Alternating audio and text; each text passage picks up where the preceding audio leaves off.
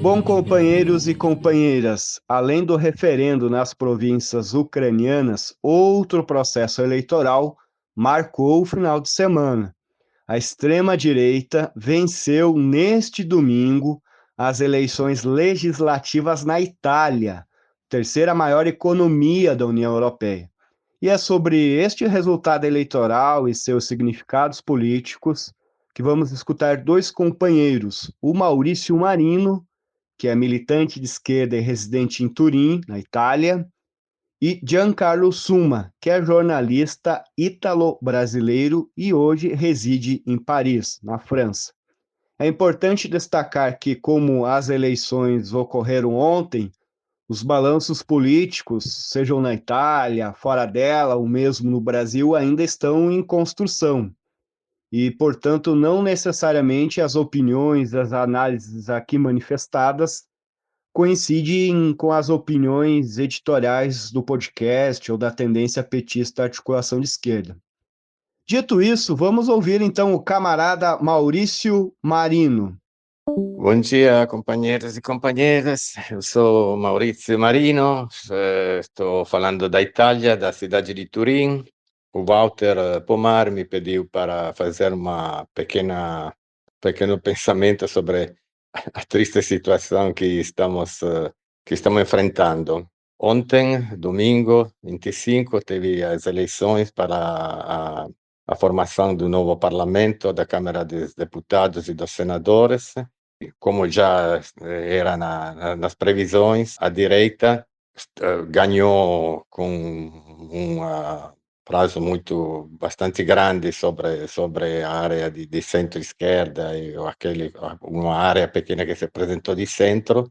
E a coisa mais grave é que o primeiro partido da direita, com 26% das preferências, é o partido que é a continuação praticamente do movimento social italiano, que nasceu do partido fascista. Então essa é a eleição depois da vitória da resistência, depois da Segunda Guerra, não?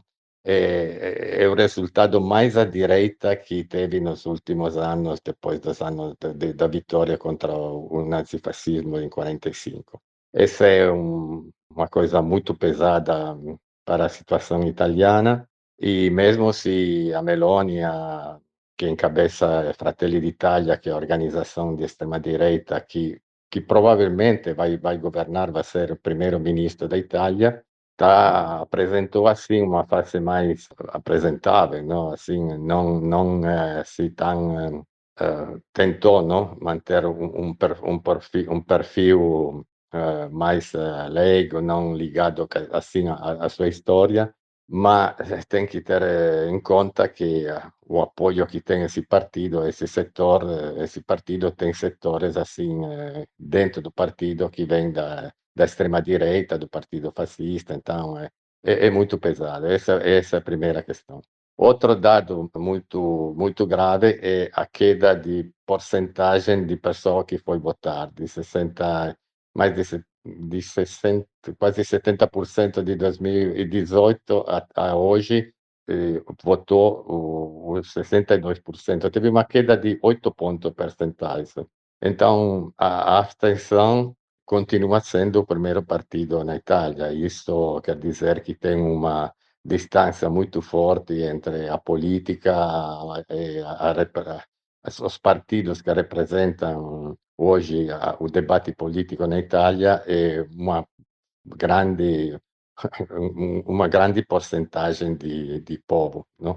Que não foi nem votar. O outro dado preocupante é a queda que continua nos últimos anos do Partito Democratico, que é um partido que vem do Partito Comunista Italiano, que teve uma história muito assim de mudança de postura, de afastamento também das necessidades das faixas mais baixas da população. Esse distanciamento foi o que, inclusive, ajudou a cobrir esse espaço por parte da direita e de seus assim projetos assim que se chama populista, mas que na verdade tenta responder a necessidade que estão dentro das pessoas mais afastadas, né. O PD, o Partido Democrático, caiu para 19%, com uma aliança que teve com organizações de esquerda, a sinistra italiana,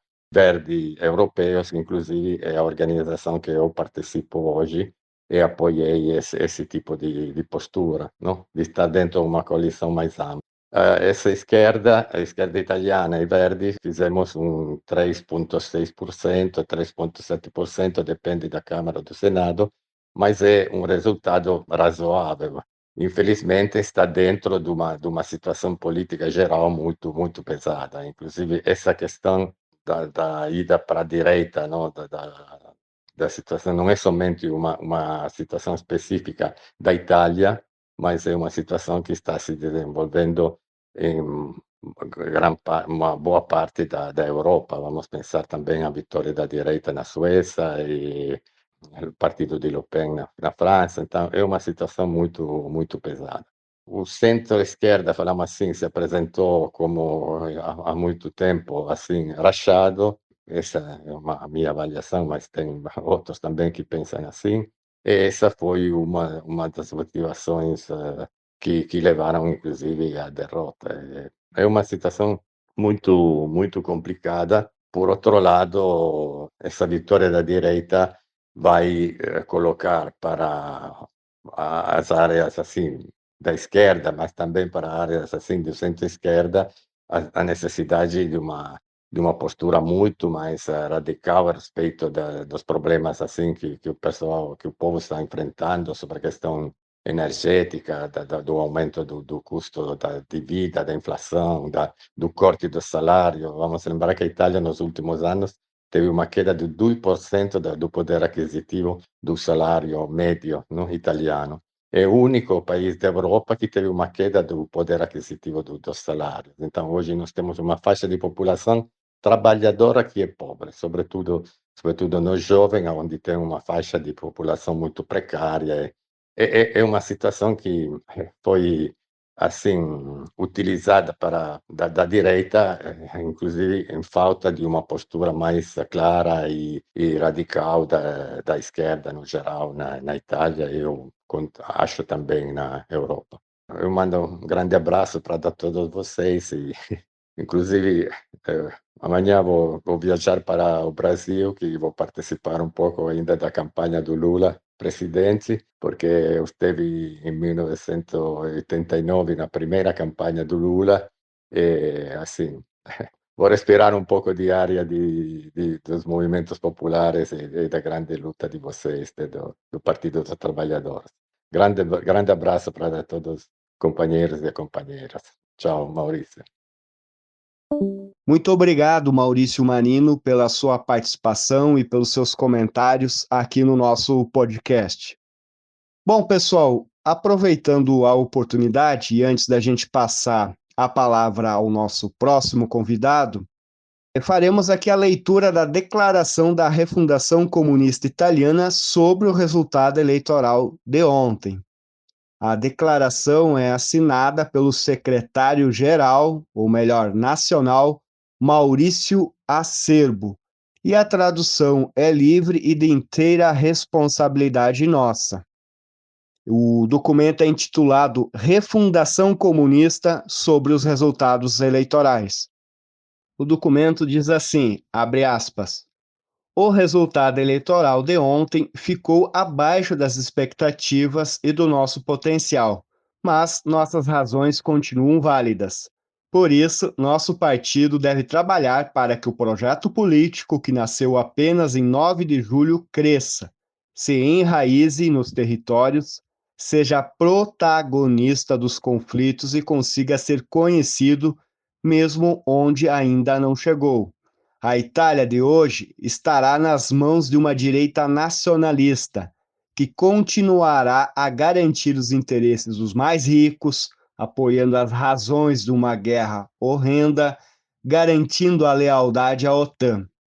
Os herdeiros de Mussolini, 100 anos depois, chegam ao poder graças, sobretudo, às opções políticas do Partido Democrata e seus aliados, que só levaram a piorar as condições de vida de quem trabalha ou não tem renda.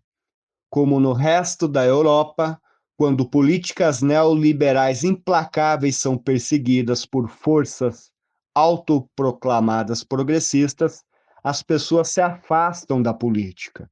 A participação eleitoral é a mais baixa desde a guerra, ou seja, se juntam a um partido de direita que faz promessas destinadas a serem desmentidas. Contra ambos os lados, para um país em que os recursos são destinados à saúde, escola, serviços e não para armar exércitos ou contribuir para a destruição do planeta, é preciso construir uma verdadeira resistência social e política. União Popular é o início deste caminho em que a refundação comunista quer ser um protagonista ativo. Quero agradecer aos companheiros que, por todos os meios, se comprometeram nesta curta, mas muito cansativa campanha eleitoral.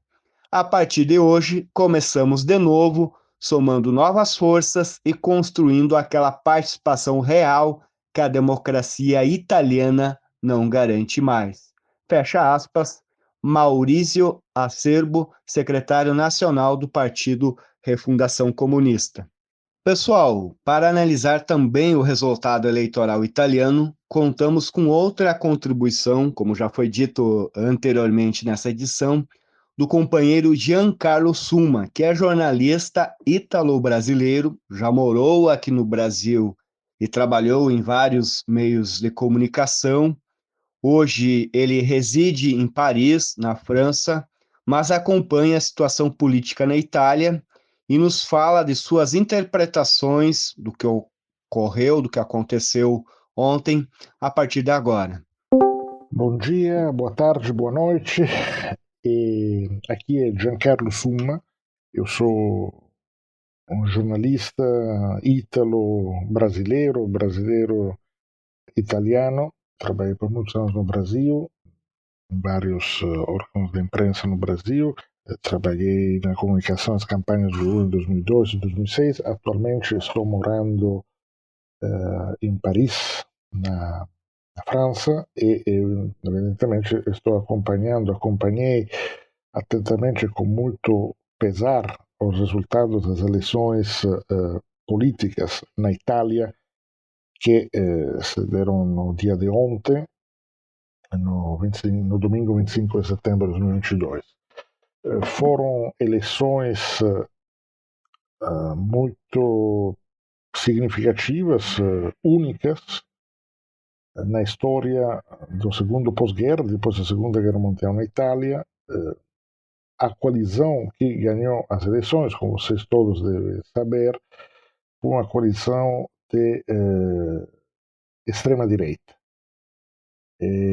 sendo que o partido que teve mais votos, digamos, o partido que se afirmou como principal partido italiano, foi um partido chamado Fratelli d'Italia, Irmãos da Itália, liderado por uma mulher, Giorgia Meloni, que será provavelmente a indicada escolhida pelo Presidente da República para ser a próxima primeira-ministra da Itália. Giorgia Meloni, líder desse Irmãos da Itália, Fratelli d'Italia, é, podemos dizer, uma herdeira política mais ou menos direta, bisneta, digamos, politicamente, mas na razza politica diretta do fascismo italiano. O fascismo che terminò come regime politico em 1945, quando os fascistas, os nazifascistas, foram derrotados na Segunda Guerra Mundial. Mussolini foi executado pelos partisanos da Itália, e depois se estabeleceram governos democráticos. O fascismo aqui na Itália se estabeleceu através de um golpe golpe de Estado favorecido pelas elites da época, há exatamente 100 anos, em fim de outubro de 1922. Então, 100 anos depois, e 77 anos depois do fim da Segunda Guerra Mundial, um partido que não se declara neofascista, mas que é, como dizia, herdeiro político do fascismo italiano, até no símbolo, eu vou contar disso, ganhou as eleições e Giorgia Meloni vai ser a principal, enfim, se evoluiu a principal liderança política italiana e será, com toda probabilidade, a próxima primeira-ministra da Itália. Quando digo que é um partido herdeiro da tradição fascista, isso já vem no símbolo do partido. No símbolo do partido há uma chama tricolor com as cores da Itália e verde, branco e vermelho, e essa chama já estava na tumba do Benito Mussolini quando foi enterrado e no símbolo do movimento social italiano, il movimento sociale italiano, che foi o partido neofascista criado pelos sobreviventes do regime fascista em 1946 e que depois atravessou algumas, não toda a Guerra Fria, mas que depois também mudou de nome alguns anos atrás, mas enfim, o símbolo está lá. O símbolo já diz tudo e a Giorgia Meloni foi uma jovem ativista da juventude do movimento social italiano no início da vida política dela e vários dos que estão junto com ela nesse movimento e nesse partido também vêm de lá, são fascistas, ainda que hoje dizem, enfim, tentam distanciar um pouco dessa herança, mas distanciar até página 2. E então, o que aconteceu? A Itália virou novamente 100 anos depois um país fascista.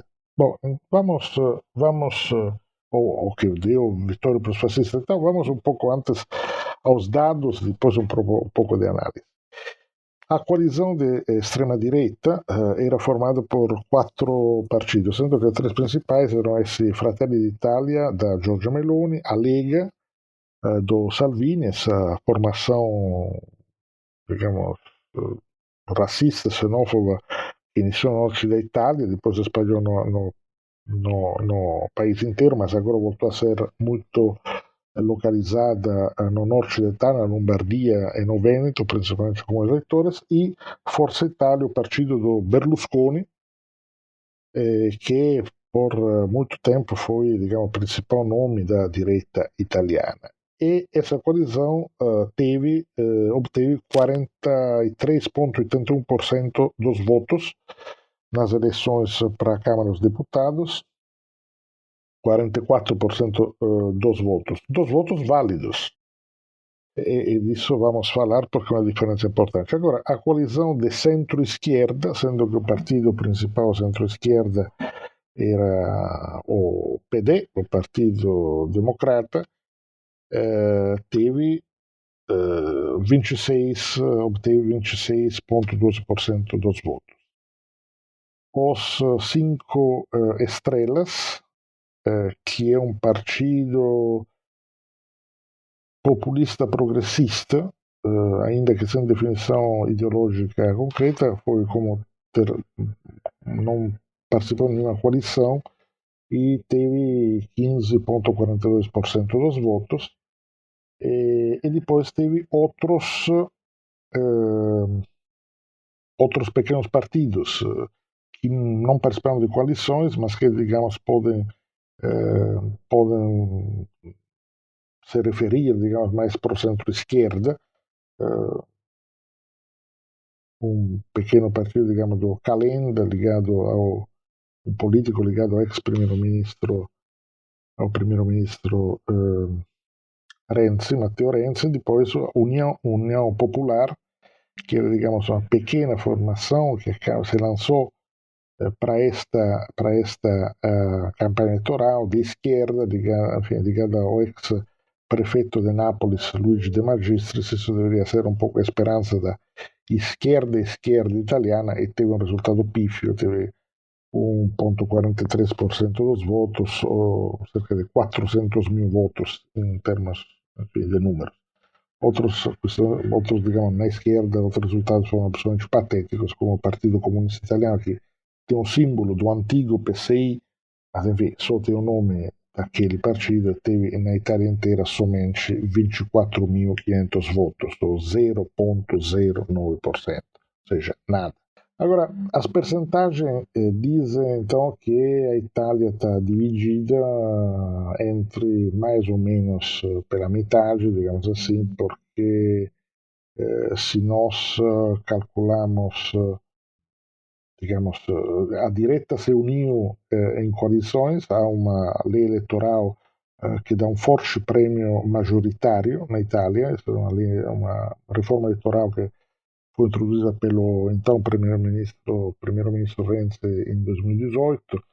Então, um forte prêmio para a coalizão que ganha as eleições, mas se nós, digamos, somamos votos, podemos dizer que o centro-esquerda de forma ampla, realmente muito ampla, votando todos eles, tanto os 5 estrelas como a coalizão ao lado, ao redor do Partido Democrata, esse grupo do Calenda do Renzi, mas enfim, juntos tiveram mais votos que a direita. Só que, em termos de como funciona o sistema eleitoral italiano, a direita se uniu e ganhou as eleições, ou seja, foram a coalição direita, como disse, teve 43% dos votos, portanto, foram eles que ganharam as eleições, e pela Constituição italiana será a Giorgia Meloni que vai receber do Presidente da Repubblica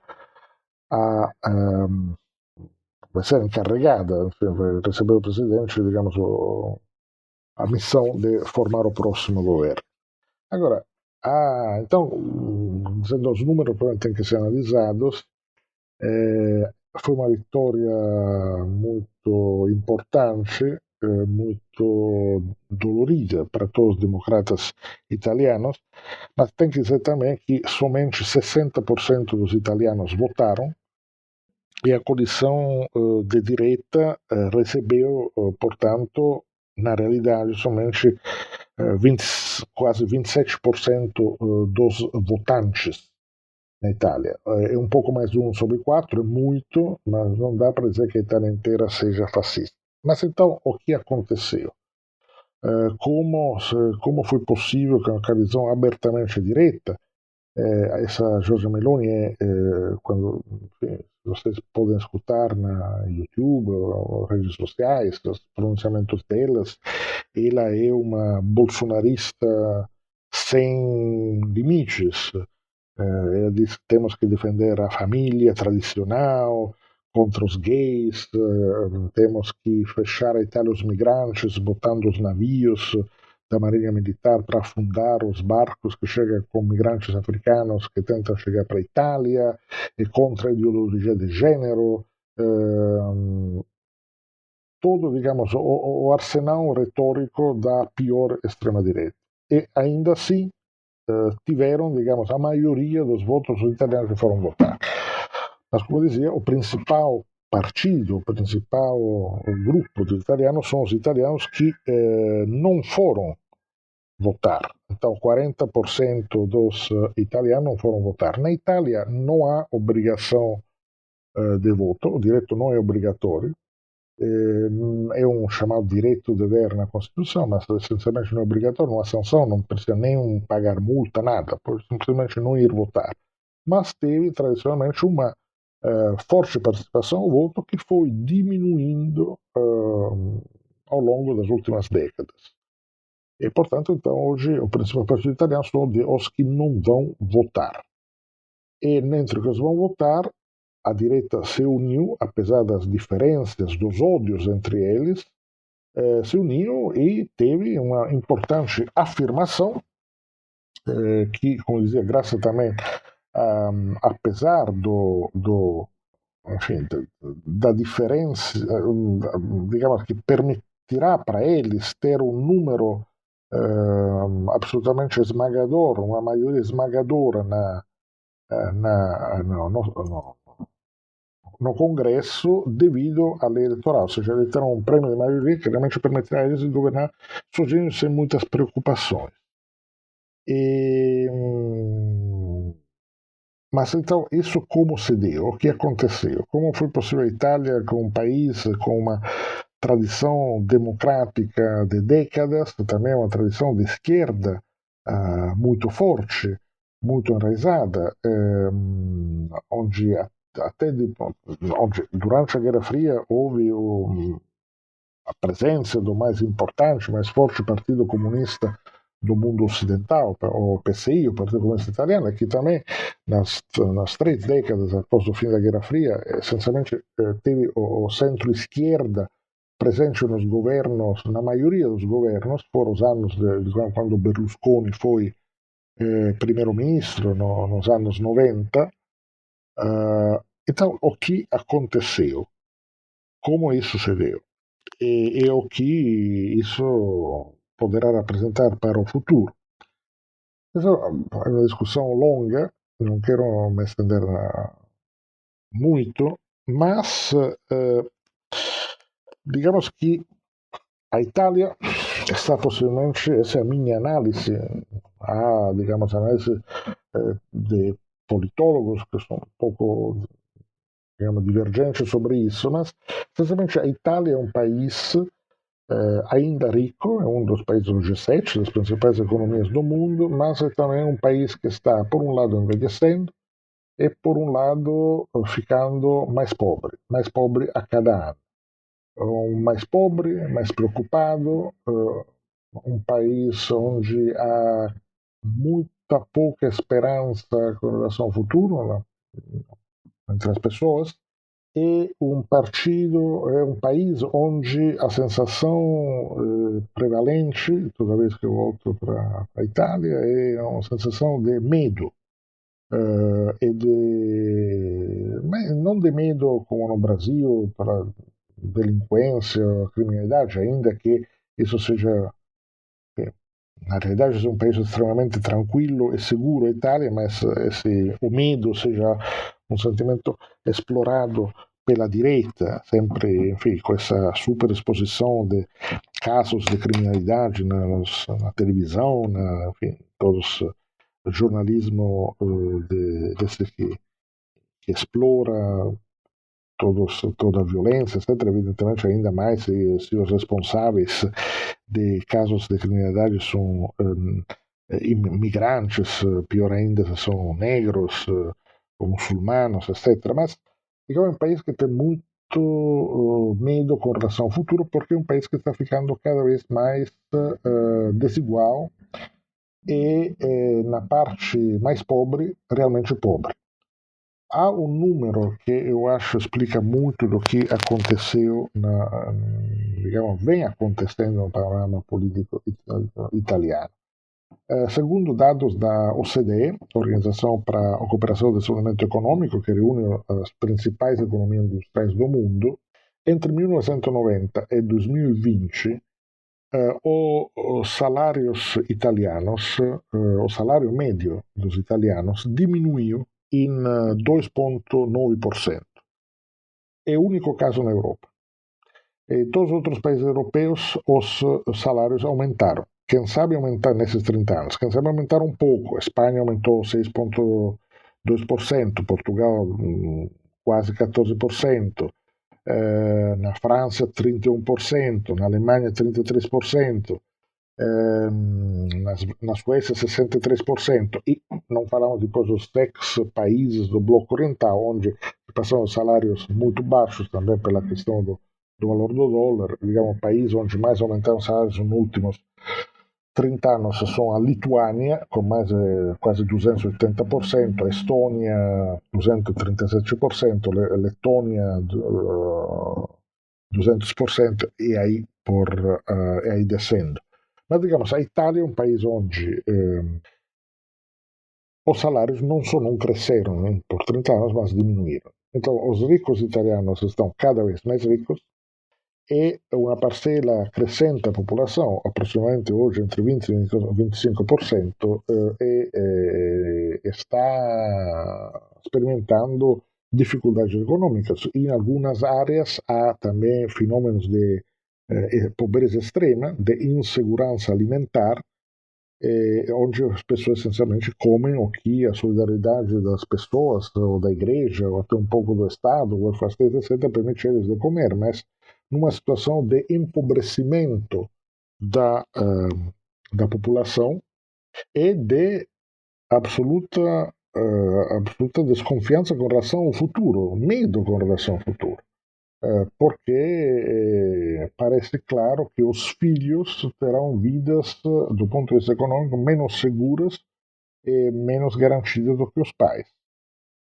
E ainda mais, isso há uma forte divisão regional na Itália, digamos, o sul da Itália, que é a região de onde eu venho, aliás, que é a parte mais pobre, menos desenvolvida, historicamente da Itália, como se fosse o Nordeste no Brasil, e é onde essa situação de desigualdade, portanto, de aumento da pobreza e de desconfiança e medo com relação ao futuro se amplia cada vez mais. Agora,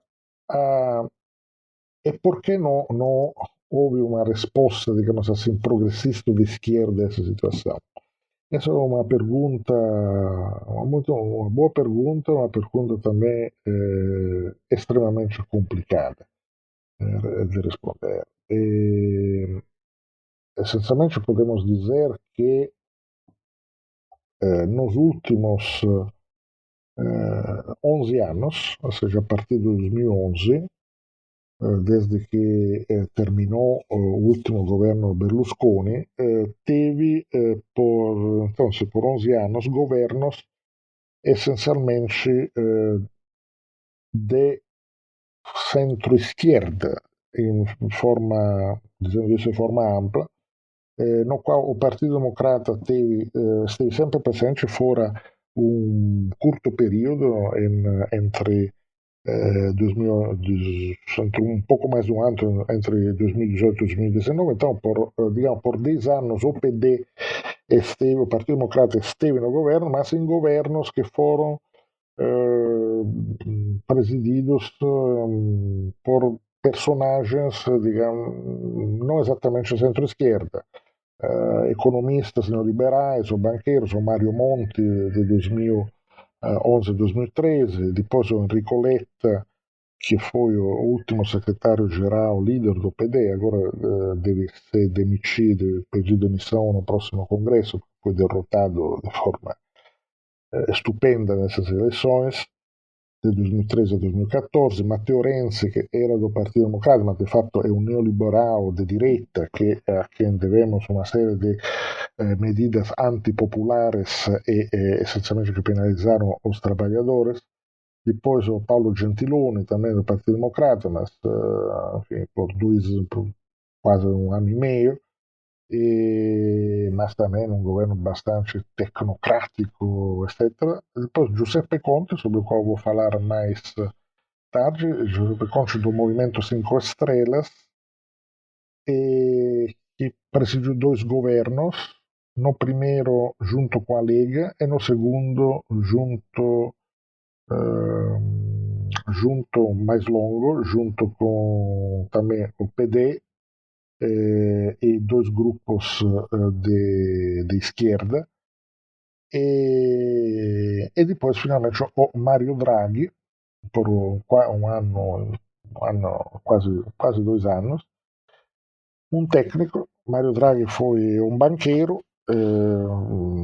internacional, foi também o presidente da Banca Central Europeia, um tecnócrata neoliberal muito eficaz, muito capaz tecnicamente, mas um tecnócrata neoliberal que presidiu, então, de 13 de fevereiro de 2021 até hoje, porque, enfim, ele continua primeiro-ministro até o próximo governo ser formado, mas, enfim, a partir de fevereiro de 2021, esse governo no qual estava todo mundo. o Movimento 5 Estrelas, a Lega, o PD, Forza Italia do Berlusconi e outros, Italia Viva, que também era o grupo do Renzi, Articolo 1, que era um grupo de esquerda, em teoria a esquerda do Partido Democrata. Bom, digamos, todo mundo debaixo do Mario Draghi, esse tecnócrata que, como bom tecnócrata europeu, etc., fez tudo que a União Europeia mandava fazer, teve um papel, digamos, para tranquilizar os mercados, etc., mas essencialmente perseguiu políticas neoliberais de cortes do gasto público, corte na saúde, corte na educação, etc., etc. É todo o receituário que os governos técnicos e neoliberais no mundo inteiro aplicam. E, então, nesses 11 anos nos quais o Partido Democrata foi mais ou menos presente, esteve mais ou menos presente no governo, em vários casos tendo o primeiro-ministro expresso pelo partido, nada foi feito em termos de políticas públicas para aumentar os salários, combater a evasão fiscal, diminuir as desigualdades e oferecer perspectivas para o mundo do trabalho, para os trabalhadores e para todos que chamaríamos de classes subalternas. Tanto subalternas tradicionais, a classe operária, o que existe ainda, evidentemente, são milhões ainda de operários e trabalhadores assalariados na Itália, ainda que não em pequenas indústrias quase sempre, mas também todas as novas formas de trabalho precário. Não Uber, porque Uber na Itália não existe, o lobby dos taxistas impediu a criação de Uber ou, enfim, plataformas equivalentes, mas tanto dos que chamados riders, os que fazem entrega de comida ou de outras coisas, ou também, enfim, principalmente o trabalho completamente precário, sem nenhum salário mínimo, e, portanto, com realmente uma precarização do trabalho e das condições de vida.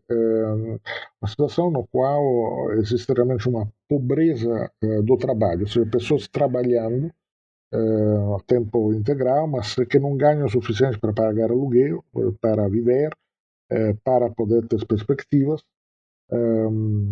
E o que faz também que na Itália se façam cada vez menos filhos, porque as pessoas não têm condições para ter filhos numa situação minimamente decente, e a Itália nos últimos 30 anos só não perdeu população, se mantém mais ou menos estável a população ao redor dos 60 milhões de habitantes, graças a um forte fluxo de migrantes, o fluxo migratório.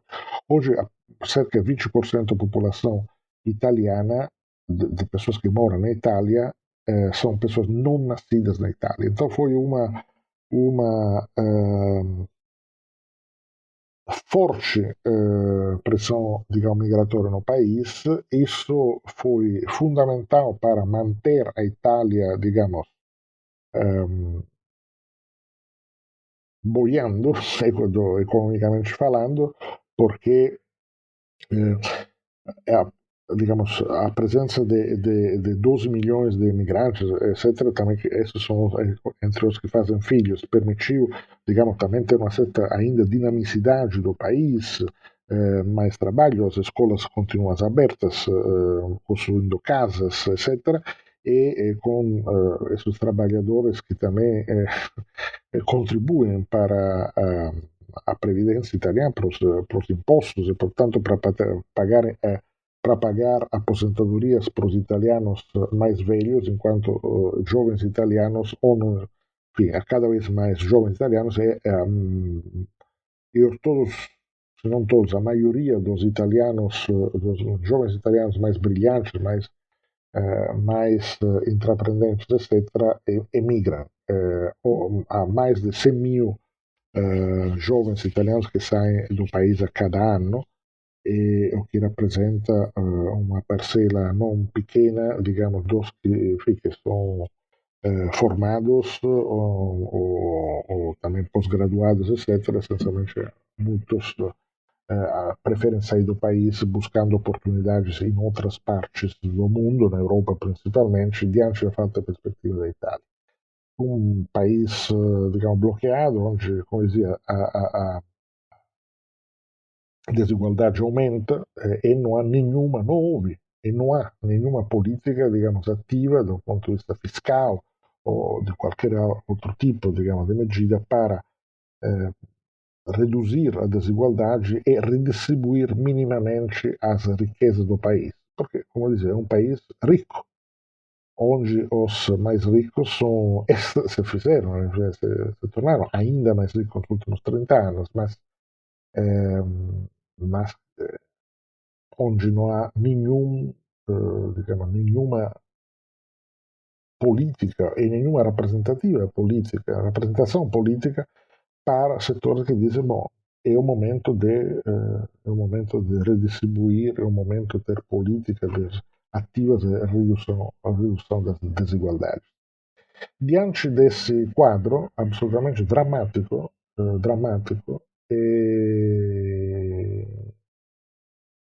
a direita respondeu como sempre faz a direita, de forma demagógica, encontrando culpados, e os culpados são sempre os migrantes, são sempre, por alguma razão, os negros, são muçulmanos, como dizia, são muitos na Itália hoje, e são também os que atentam contra a família tradicional. Então, o problema, se os italianos não fazem mais filhos, não é no pensamento de direita devido à situação econômica dramática que eu estava explicando, mas é devido ao fatto que há toda essa ideologia de gênero, essa ideologia para promover a homossexualidade, etc.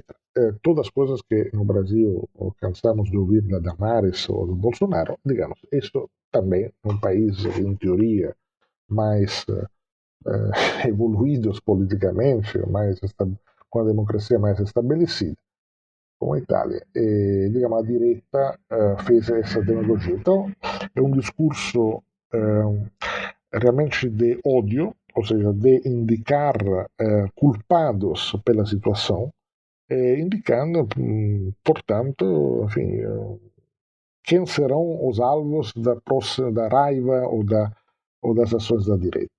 E a coisa interessante é que a direita italiana, como toda essa direita, digamos, autoritária, neofascista, no mundo inteiro, incluindo o Bolsonaro, fala em nome do povo, mas além de falar em família, pátria, nação, religião, etc., Deus, pátria, família, etc., etc.,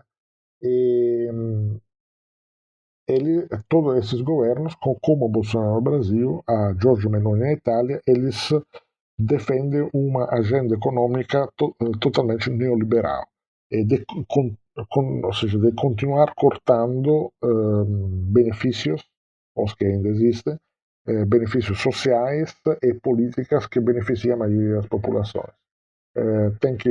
Essa direita defende cortar impostos e cortar assistência social.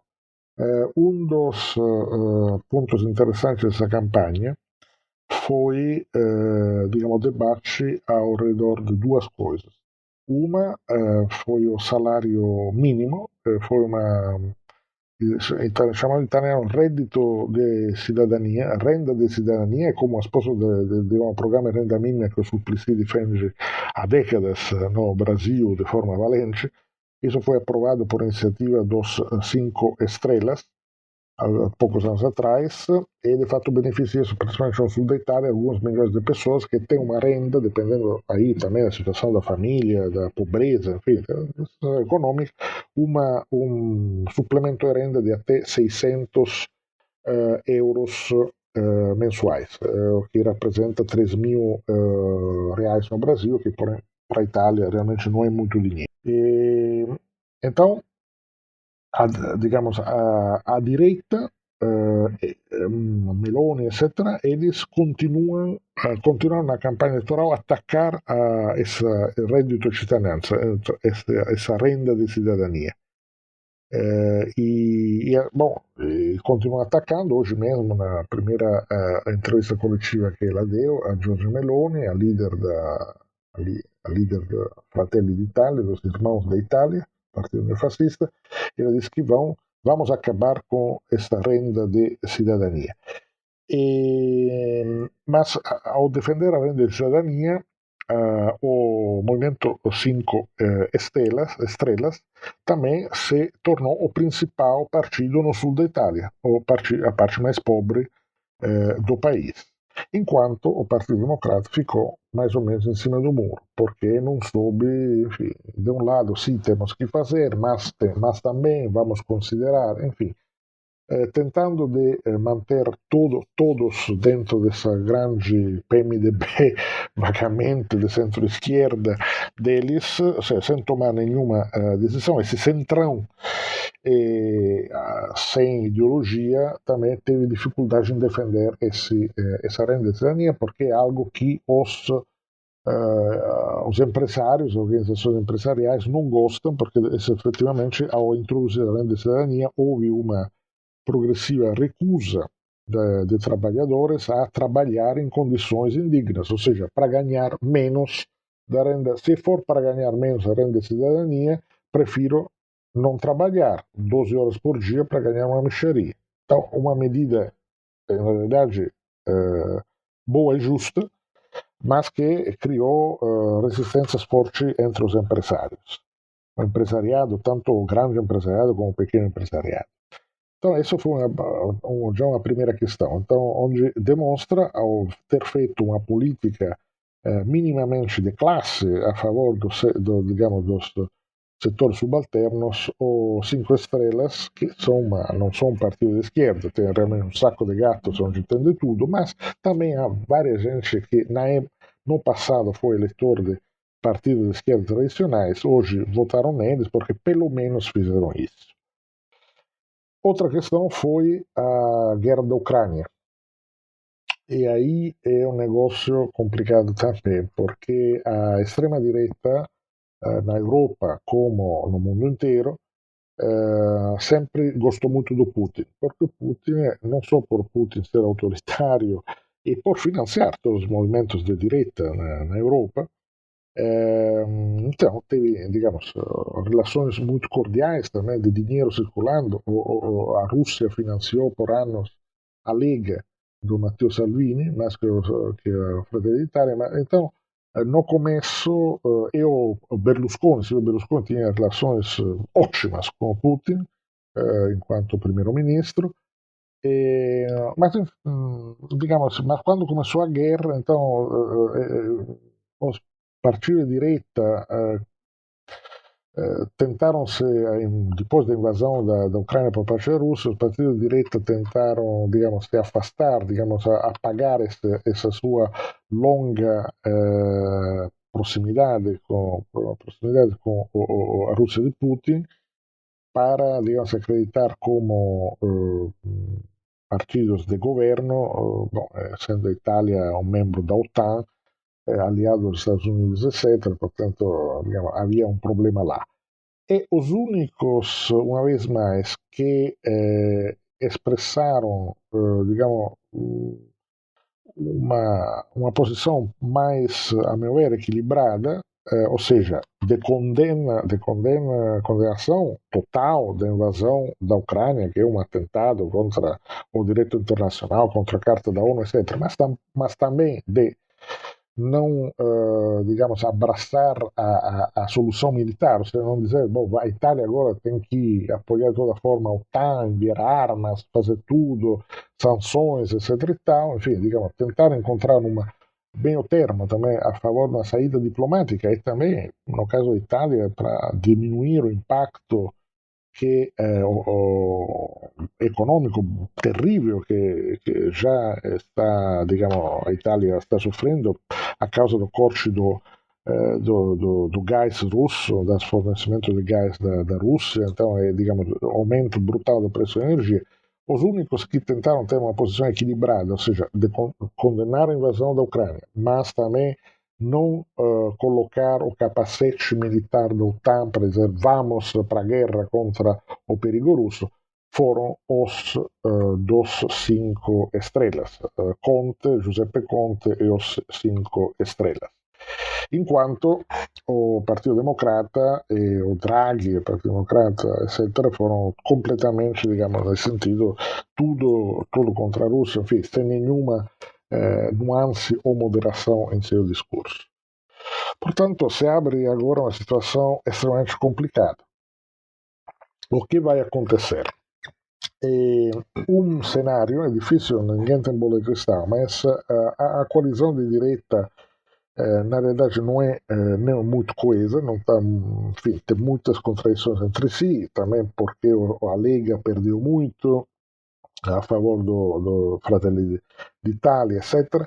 Então, há muitas já fricções entre eles, mas eles precisam um dos outros para poder ter uma maioria para formar o governo, sustentar o governo, ter uma maioria no Congresso.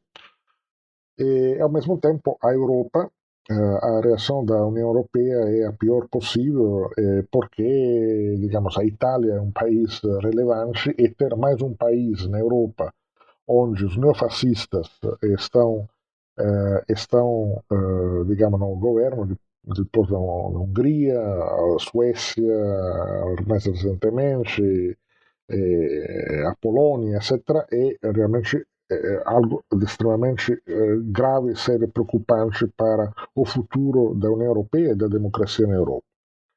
Então vários analistas prevêem que digamos, devido às contradições internas da Liga, da inexperiência total que esses senhores têm em termos de governo, de saber como funciona o mundo real, e que possivelmente não muito tempo, em um ano e meio, 2 anos, enfim, essencialmente essa coalizão possa implodir e, portanto, essa experiência de governo da extrema-direita acabar.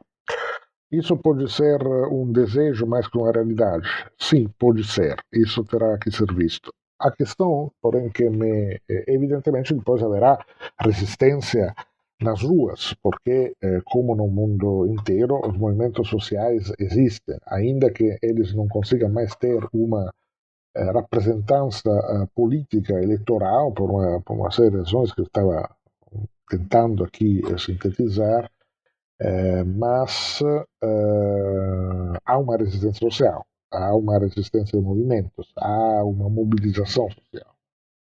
E, portanto, haverá resistência nas praças, haverá também repressão.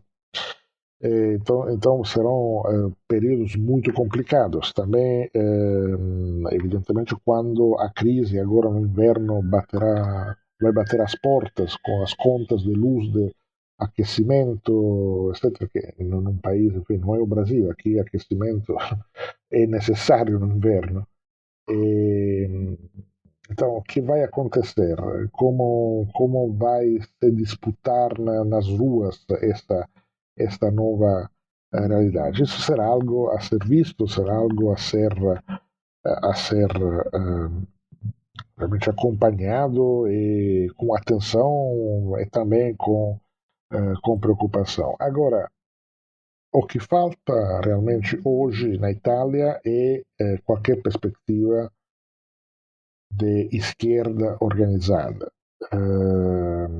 Os 5 estrelas, como dizia, tem alguns elementos potencialmente interessantes do ponto de vista de plataformas, de alguns, digamos, alguns pontos, alguma referência, etc. Mas não é um partido, é mais um movimento com um líder e com um certo apoio difuso, mas não é um partido e não é exatamente de esquerda. Nesse caso, talvez se possa aplicar, digamos, o termo populista é sempre muito, por um lado, pejorativo, por outro lado, muito pouco preciso, então não vou usar esse termo, mas, digamos, é uma espécie de partido ônibus de reivindicações, algumas melhores, outras piores, tem de tudo, porque no 5 Estrelas também tem muita gente daqueles que eram novax, então, ou que agora são contrários a qualquer, sim, são contrários a energias renováveis porque os painéis solares ou as energias eólicas deturpam a paisagem. Enfim, há realmente de tudo. Tem coisas positivas, algumas, e muitas coisas confusas. Mas, digamos, esses possivelmente representarão um ponto de resistência real nas urnas. E depois teremos que ver, isso ainda não deu tempo para fazer essa análise, quais quadros foram eleitos entre os poucos deputados do Partido Democrata, então quantos foram eleitos. Não, realmente são poucos, porque elegeram no total 80 deputados contra os 235 das coalições de direita. Então, digamos, a oposição à direita vai ter cerca de 130 deputados contra 235 da coalição de extrema-direita.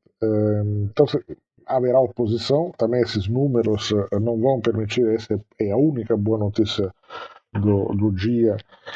A direita não terá os números para modificar a Constituição da Itália, portanto, para introduzir mudanças dramáticas, digamos, definitivas ou mais de fundo, mas há um problema realmente, enfim, sério de perspectiva. O que vai acontecer com a Itália e que vai acontecer com a perspectiva de mudança,